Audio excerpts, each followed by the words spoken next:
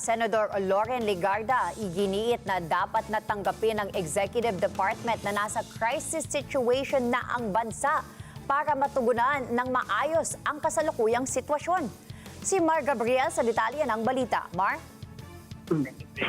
Tanggapin na may krisis at hindi dapat magmaang-maangan. Yan ang iginiit ni Senator Loren Legarda sa pagdinig ng binuong Proactive Response and Oversight for Timely and Effective Crisis Strategy o PROTECT Committee ng Senado. Sabi ng Senadora, kung nais ng pamahalaan na makapaglatag ng komprehensibong contingency plan, kailangan munang tanggapin na may krisis sa bansa dulot ng kaguluhan sa gitnang silangan.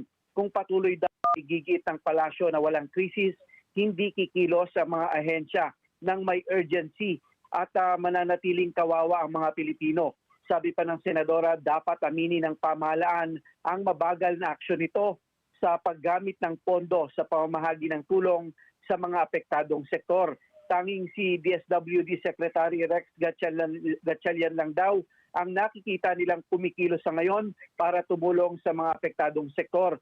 Kinwestiyon din ng mga senador ang hindi pagdalo sa hearing ni Energy Secretary Sharon Garin, lalo't ang Department of Energy daw ang sentro ng talakayan dahil ang kanilang sektor ang pinakaapektado ng krisis. Sabi ni Legarda, dapat pangunahan ng kalihim ang paglalatag ng aksyon upang paano ay mapawi ang panik ng mga Pilipino sa kasalukuyang sitwasyon.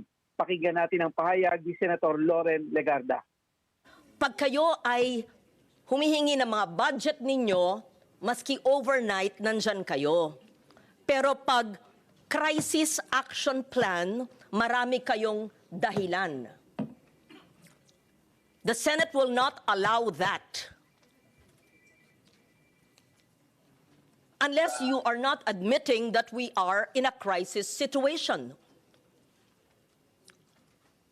Then you're lost in translation o nahihibang. Because everyone must act as if we were an ICU situation. That's how it should be. Not to enrage the people and not to let the people panic. But on the contrary, if they see the government on the ground and having more than what the chair mentioned, so-called motherhood statement.